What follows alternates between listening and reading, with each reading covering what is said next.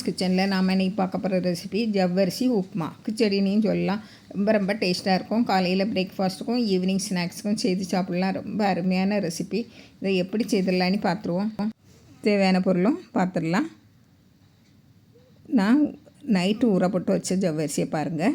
இந்த கப்புக்கு தான் ஒரு கப்பு ஜவ்வரிசி எடுத்து நல்லா கழுவி ஊற வச்சுருந்தேன். அதாவது அந்த நம்ம ஊற வச்சதுக்கு மேலே ஒரு அரை இன்ச்சு அளவு தண்ணி நிற்கணும். ஜவ்வரிசிக்கு மேலே ஒரு அரை இன்ச்சு தண்ணி நிற்கணும். அதான் ஊறி வந்துடும். காலையில் எடுத்து பார்த்திங்கன்னா இப்படி இருக்கும், உதிரி உதிரியாக. இங்கே குறைஞ்சது 8 மணிக்கு ஊற வச்சணும். பாருங்கள் இப்படி உதிரி உதிரியாக இருக்கும். நல்லா குலுக்கி விட்டுருங்க. நல்ல ஈரமாக தான் இருக்கும்.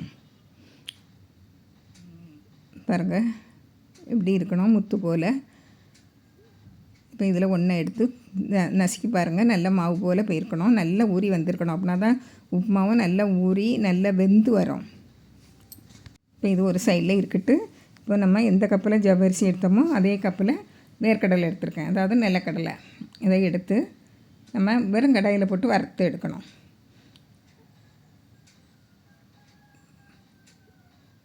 பாருங்க நல்லா வறுத்து எடுத்துருங்க. கடாய் நல்லா சூடான உடனே போட்டிங்களன்னா அதுக்கு முறை மீடியம் ஃப்ளேமில் வச்சு நல்லா வறுத்து விடுங்க. நல்லா கரிஞ்சிடக்கூடாது. நல்லா வறுத்து எடுத்து இதை ஆற வச்சுருங்க. பாருங்கள் நல்லா வறுபட்டுட்டு இப்போ இது நல்லா ஆற வச்சு எடுத்துடணும். ஆற வச்சு இந்த தோல் எடுக்கணுன்னா எடுத்துருங்க, இல்லைன்னா வேண்டாம் இருக்கட்டு. நான் கொஞ்சமாக எடுத்துருக்கேன். இப்படி கூப்பிட்டு எல்லானாலையும் வந்துடும். இப்போ இதை நம்ம பொடிச்சு எடுக்கணும். அதாவது ஒரு கைப்பிடி அளவு நீங்கள் தனியாக எடுத்து வச்சுடுங்க. நம்ம அந்த எண்ணெயில் போடுறதுக்கு, வெங்காயமெல்லாம் வதக்கும்லேயே அந்த நேரம் போடுறதுக்கு. இப்போ மீதியை மிக்ஸி ஜாரில் போட்டு 1-2மா பொடிச்சிடுங்க. அதாவது பல்ஸ் மோடில் 2 நேரம் சுற்றினீங்களனாலே இப்படி அழகாக வந்துடும். இப்போ இது ஜவ்வரிசி எடுத்துட்டு பார்ப்போம். ஜவ்வரிசியில் தான் இதை கொட்டணும். பாருங்கள் இதை இதில் கொட்டிடுங்க. உப்பு ஒரு அரை டீஸ்பூன் உப்பு. இதுக்கு பாதி அளவு உப்பு போடுங்க. ஒரு டீஸ்பூன் சீனி போட்டால் அது நல்ல டேஸ்ட்டாக இருக்கும் உப்புமா. இப்போ இதை நல்லா குலுக்கி விட்டுருங்க. பாருங்கள் எல்லாம் கிலோ உள்ளது மேலே எல்லாம் வரட்டு லேசாக பிசிறி விடுங்க. நல்லா கரண்டியை போட்டு அழுத்தி எடுத்து பிசையண்டா குழஞ்சது போல் போயிடும். இப்போ இதை மூடி இருக்கட்டு. அதில் நம்ம அதுக்கடையில் தாளிக்கு இது பார்த்துருவோம். 1 டேபிள் ஸ்பூன் எண்ணெய் காஞ்சதும் கடுகு வெடித்ததும் உளுந்தம்பருப்பு 1 டீஸ்பூன் உளுந்தம்பருப்பு போட்டு நல்லா பொரிய விடுங்க. இப்போ காஞ்ச மிளகாய் 2 அதையும் போட்டு நல்லா பொரிய விட்டுருங்க. இப்போ இதில் கருவேப்பிலை, பச்சை மிளகாய் 2 உங்களுக்கு காரத்துக்கு தேவையான அளவு போடுங்க. பச்சை மிளகாயும் போடணும், அப்படின்னா தான் நல்லாயிருக்கும். நல்லா டேஸ்ட்டாக நல்லா வாசனையாட்டம் இருக்கும். 2 பச்சை மிளகாய் போடுங்க. ஒரு பெரிய வெங்காயத்தை பொடியாக கட் பண்ணி போட்டிருக்கேன். அதையும் போட்டு நல்லா வதக்கி விட்டுருங்க. ரொம்ப நல்லா செவந்து வரணும் இல்லை, கண்ணாடி பதம் தான் வரணும். பாருங்கள் இப்போ நம்ம வறுத்து வச்சுருந்தோம்லேயே ஏற்கனவே அந்த வேர்க்கடலையும் போட்டுருங்க. பெரிய துண்டில் இஞ்சி அதை இடித்து போட்டிருக்கேன். இங்கே பொடியாக நறுக்கி போடுறதுனாலும் போட்டுக்கலாம். போட்டு நல்லா வதக்கி விட்டுருங்க. இந்த பச்சை வாசனையெல்லாம் போகணும். இப்போ இது மஞ்சள் தூள், கொஞ்சமாக உப்பு. நம்ம ஏற்கனவே ஜவ்வரிசியில் உப்பு போட்டிருக்கோம். அதனால் இந்த வெங்காயத்துக்கு தகுந்தவாறு உப்பு, இந்த மசாலா இருக்குல்ல இதுக்கு தகுந்தவாறு உப்பு போட்டு நல்லா வதக்கி விட்டுருங்க. நல்லா வதங்கி வந்ததும் நம்ம ஊற வச்சு நம்ம கலந்து வச்சுருந்தோம் இல்லையா அந்த ஜவ்வரிசியை போட்டுருங்க. அதாவது வேர்க்கடலை பொடி எல்லாம் சேர்த்து கலந்து வச்சுருந்தோம் இல்லையா அந்த ஜவ்வரிசியை போட்டு நல்லா கிளறி விட்டுருங்க.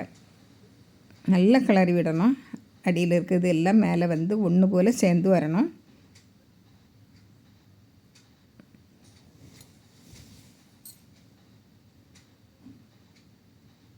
கிளறி விட்டுட்டு நம்ம இப்போ தண்ணி தெளிக்கணும். அதாவது உலர்ந்த போல் இருக்கும். நம்ம அந்த வேர்க்கடலையெல்லாம் போட்ட உடனே அந்த ஜவ்வரிசி உலர்ந்த போல் இருக்கும். அதனால் நம்ம 2 கை அளவு நான் தண்ணி தெளிச்சிருக்கேன்.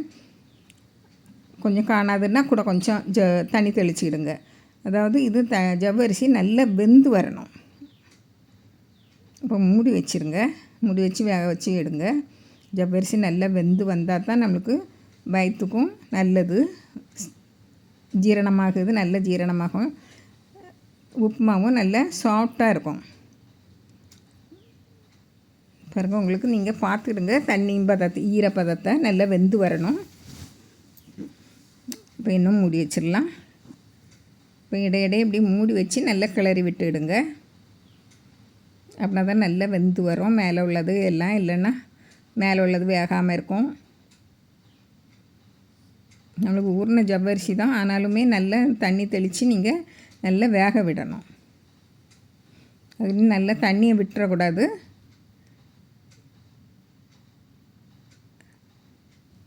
பாருங்க, இன்னும் ஒருக்கா மூடி வச்சுருங்க. ஒரு நிமிஷம் அப்படியே இருந்து நல்லா வேகட்டு. பாருங்கள், இப்போ நல்லா வெந்து வந்துட்டு பாருங்கள் எப்படி இருக்குன்னு. நல்லா வெந்தால் நல்லா சாஃப்டாக இருக்கும் ஜவ்வரிசி, இல்லைன்னா ரப்பர் கணக்காக இருக்கும்.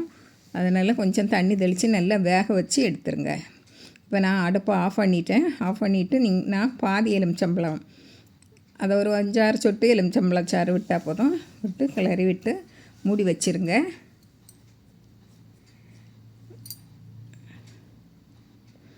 இப்போ இறக்குக்கு முந்தி நீங்கள் மல்லிக்கீரையை போட்டுருங்க. போட்டு நல்லா கிளறி விட்டுருங்க. கிளறி விட்டுட்டு நம்ம வேறு ஒரு பாத்திரத்தில் மாற்றிடலாம். பாருங்க, நான் வேறு ஒரு பாத்திரத்தில் மாற்றிடலாம். எல்லாம் பளபளன்னு இருக்குது. நல்ல டேஸ்டியான ஜவ்வரிசி உப்புமா, அதாவது கிச்சடின்னு சொல்லலாம். நான் சாப்பிட்டு பார்த்ததில் ரொம்ப டேஸ்ட்டாக இருக்குது. இதே போல் நீங்களும் செய்து பாருங்கள். பிடிச்சிருந்தால் லைக் பண்ணுங்கள், ஷேர் பண்ணுங்கள், கமெண்ட்ஸ் பண்ணுங்கள், மறக்காமல் சப்ஸ்கிரைப் பண்ணுங்கள். தேங்க்யூ.